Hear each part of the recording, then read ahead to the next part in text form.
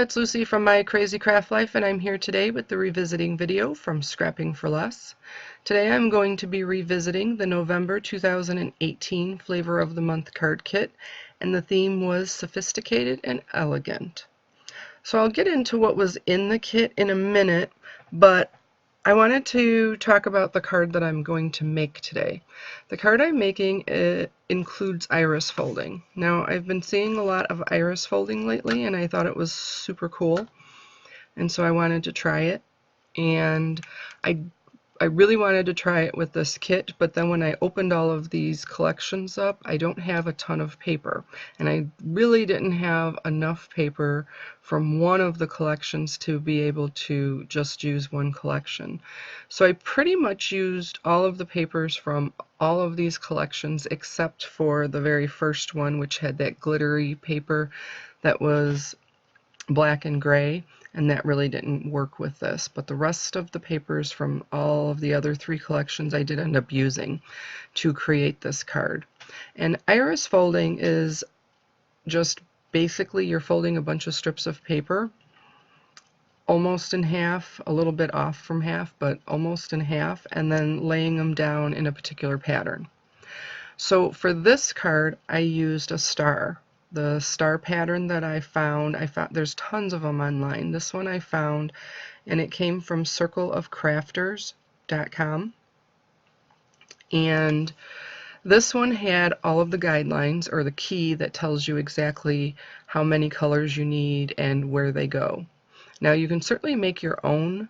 You can use as many colors as you want. You can do all of that stuff, but since this was the first time I was doing it, I really wanted to just kind of go off of something that gave me more direction than me just winging it.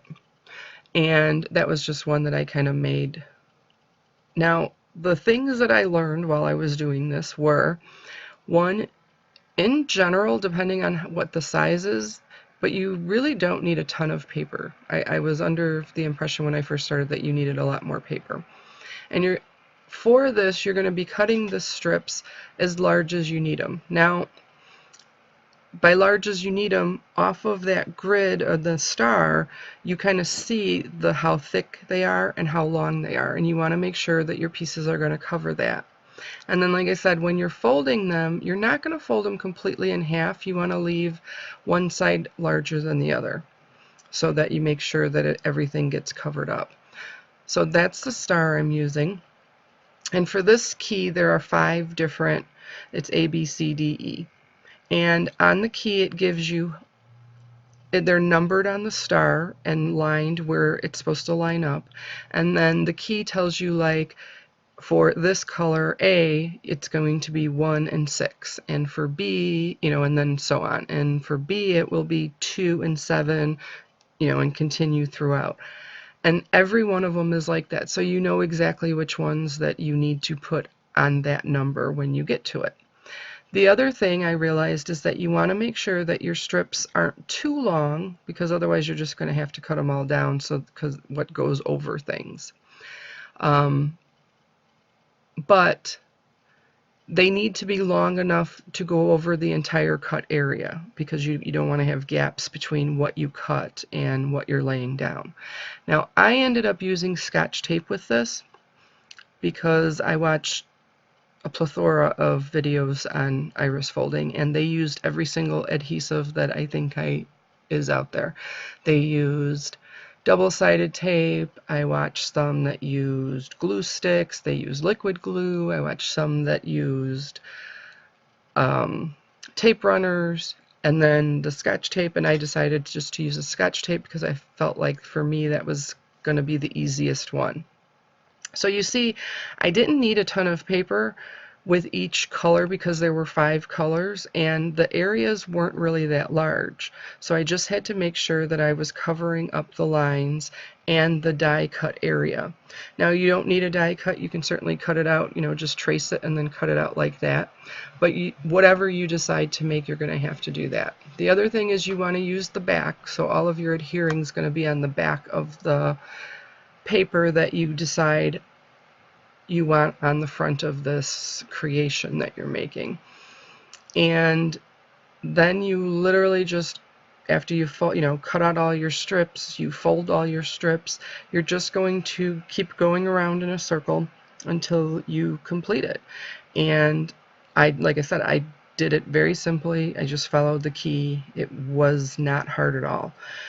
I will say it was a little time consuming. Now, this was my second time doing it, because you saw the first one there. And I think a lot of different things come into play with that, but I'd say this, from start to finish, this entire card took me about an hour and 20 minutes, but some of that time was me sitting there looking at my phone or doing other things, so I wasn't completely just working on this the entire time. I would say to make sure that you give yourself a good hour, because I think it would take at least that long. And this is a 5.5 inch card. The star itself is a little less than 5 inches from kind of tip to tip. So it's not really large. So certainly if you make a lot larger one, you're going to need a lot more paper, longer strips, thicker strips probably. But for this one, I didn't. And I loved how this turned out. And then I ended up using paper from the Dapper Man just to create a frame that's going to go around that star, that cutout area. And then once you get done, you're going to have a little gap at the very back or the very end.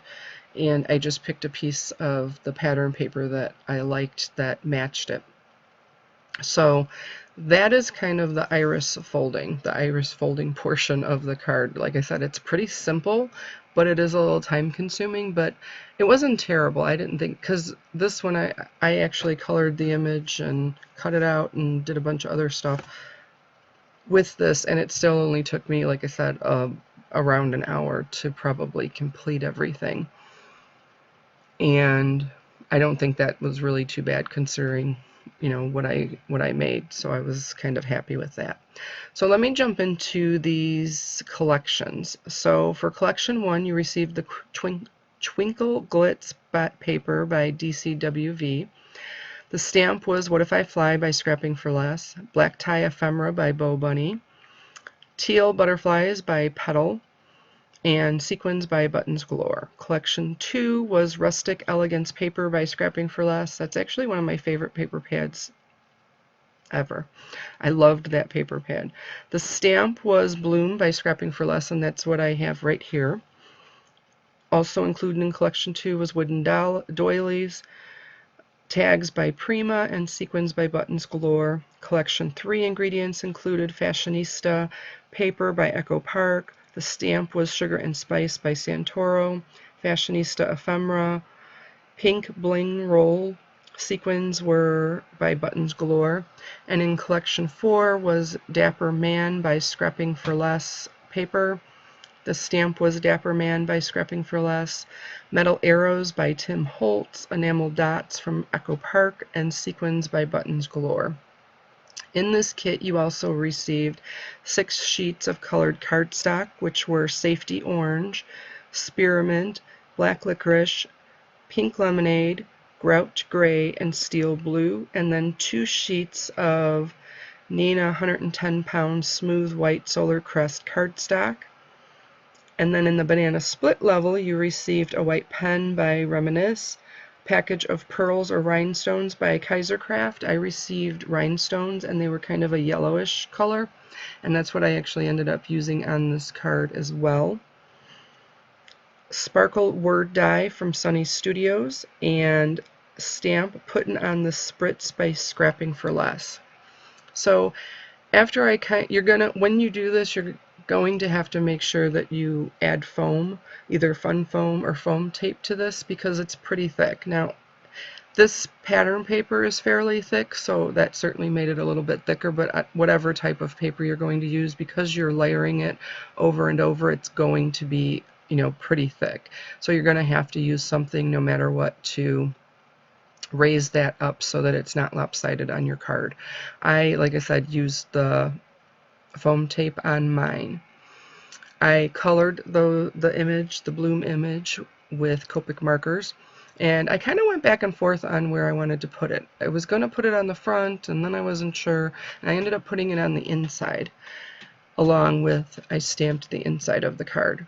And for the sentiment on the outside of the card, which I would also suggest stamping it before you start putting everything down and putting the foam tape down and all that good stuff, because I didn't, and it came out okay, but I'm just saying it would probably have been a lot easier if I did that. So the sentiment I used was, elegance is when the inside is as beautiful as the outside. And then on the inside, like I said, I put that image of the bloom stamp, and then you are so beautiful was the sentiment from that stamp set, and that's what I put on the inside. And I thought it really all kind of worked well together. And then I just popped it on after I made the card base. Like I said, this is 5.5 inch square, and I just made it out of a 8.5 by 11 inch piece of cardstock. I cut down the 8.5 inch side to the 5.5 inches, and then folded the 11.5 inch side, or folded the 11.5 inches to make that 5.5 inch, or the 11 inches. Yeah, I'll spit it out. The 11 inches side, and folded it in half to create the card base. And then, like I said, just popped that all on top. I am left-handed, so that is why I have to do a lot of things upside down when I am doing things. For the image, I did use the 110-pound cardstock, and so I just used a black marker to go over the edges because it's a pretty thick piece, and I just think the black finishes it off a little bit and makes it look a little bit better than just leaving it white after you cut it. And then I just pop that in there. And then to completely finish this off, I pop on those rhinestones, just a couple of them on the front of the card. I loved how this card came out, and I'm really glad that I tried this iris folding. And like I said, I got the image from the circleofcrafters.com. So that was where that image came from. But like I said, there was tons of them when I went online and looked at different ones. Some of them you have to pay for, some of them you didn't. It just kind of depended. And that's it. That is my card for the day. I hope you enjoyed this video. I hope you're enjoying the revisiting series. And make sure you hit like and subscribe down below me. Thanks, and have a great day.